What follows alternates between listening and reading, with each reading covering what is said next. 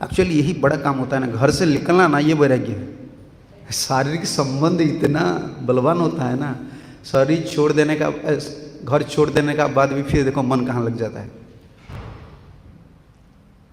लोग साधु को इसीलिए प्रशंसा करते हैं ना, घर छोड़ना छोटा काम नहीं है, बहुत बड़ा काम है।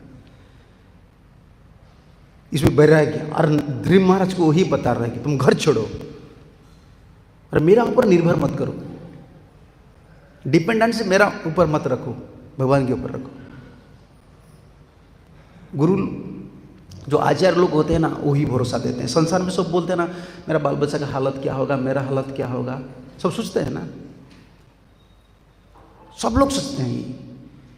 कितना दिन के लिए रहेंगे इस संसार में कोई ठिकाना नहीं है, लेकिन इतना चिंता में रहते कि फ्यूचर फ्यूचर फ्यूचर फ्यूचर, सबका फ्यूचर।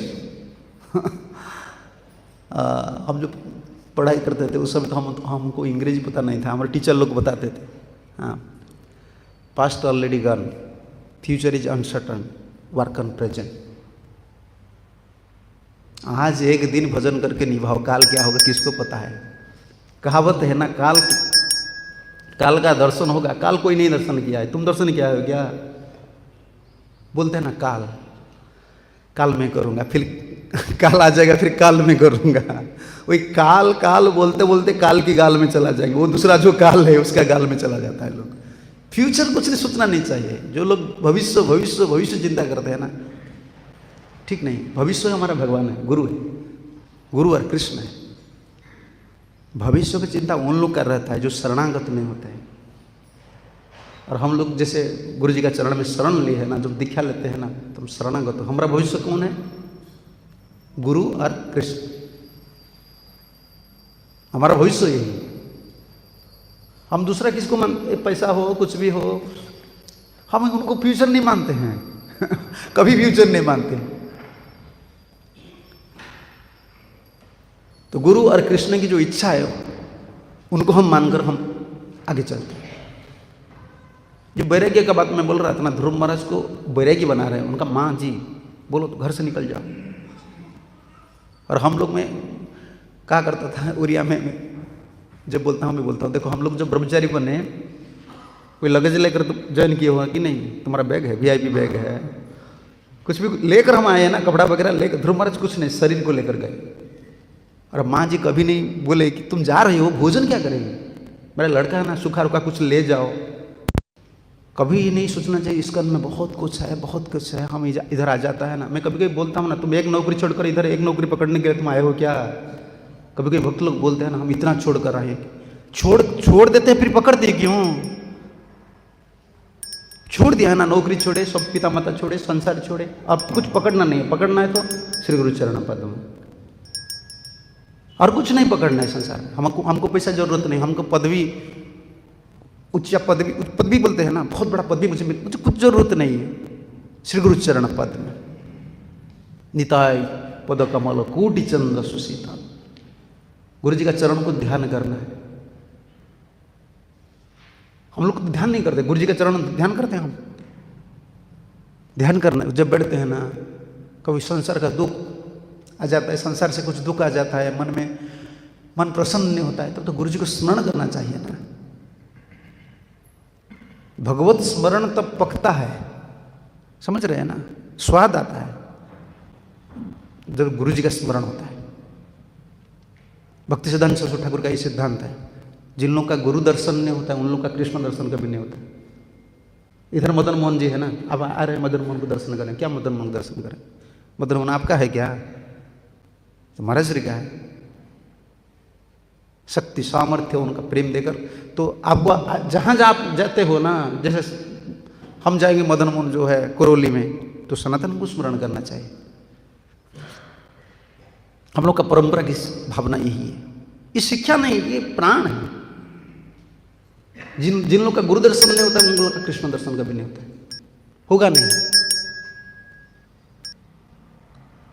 और हम लोग जैसे बैरागी बने हैं ना, बैरागी तो यही वैराग्य है। प्रभुपाद जी बोलते बैरागी का मतलब क्या है? गुरु और कृष्ण को प्रसन्न करने का जो प्रयास है वो वैराग्य। ऑटोमेटिक आप वैराग्य बन जाएंगे। सेपरेट कोई पृथक भावना नहीं रहना चाहिए, पृथक विचार नहीं रहना चाहिए। भोग बुद्धि जो है ना, भोग बुद्धि, समझ रहे हैं ना? देखो सब लोग आते हैं इधर देते हैं, मंदिर को आते हैं लेने के लिए, जो भी मंदिर आते हैं डोनेशन बॉक्स है, कोई भी आते हैं ना देने के लिए आते हैं। और हम क्या हैं, इधर मंदिर में रह रहे हैं ना, हम पुजारी है। सब लोग ठाकुर जी के देते हैं और पुजारी घर को लेते हैं। कर्मकांड में ऐसा होता है ना, लोग ठाकुर को देते हैं और पुजारी क्या करते हैं, 100 रुपया ठाकुर जी के चरण कमल में दे देते हैं। वो जाने के बाद पुजारी ले आता है और पकड़ में रख लेता है। हमारा परंपरा ऐसा नहीं है, सब लोग देते हैं ठाकुर जी को। और मुझे क्या देना है, ये जीवन देना है। वो तो पैसा देकर चला जाता है, मुझे ये जीवन देना है, ये शरीर देना है। इसको वैराग्य बोलते हैं। एक अभिमान रहना चाहिए ना, एक अभिमान में, अभिमान है कि मैं ठाकुर जी का हूँ, गुरु जी का हूँ, कृष्ण का हूँ। मेरा क्या है जीवन में, सुख दुख जो है उनका ही। जब आप ठाकुर जी के हो गए, सुख दुख किसका होगा? फिर हम क्यों सेपरेट एंड ओवर, सेपरेट सुख दुख को सेपरेट विचार क्यों कर रहे हैं हम? मैं जब गुरु जी का हो गया तो सुख दुख है, ये तो गुरु जी के लिए। जैसे घर कोई चलाते हैं, घर गृहस्थ प्रभु जी उनको पूछ लीजिए, वो मान लेता है ऐसा होता है, ये घर चलाने के लिए ऐसा होता है, सहन करना पड़ेगा। तो ध्रुव महाराज को जैसे बैरागी बना दिए ना, ध्रुव महाराज आ गए, लेकिन नारद मुनि अभी प्रीचिंग कर रहे हैं उनको भोगी बनाने के लिए। मानो ये परीक्षा कर रहे हैं, तुम वापस जाओ वापस जाओ। इसलिए साम नीति में बोले कि तुम संतोष में रहो। बोले नहीं, मैं संतोष में रहने वाले नहीं। हमारा प्रीचिंग, पहला प्रीचिंग स्टाइल क्या है? तुमको जो प्रीचिंग किया है, क्या प्रीचिंग किया था? मंदिर में आ जाओ, सुख में रहेंगे, है ना?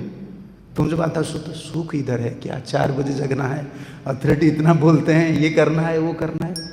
हमारा पहला प्रीचिंग स्टाइल यही है ना, भगवान के चरण कमल आ जाओ, सुख शांति मिलेगा।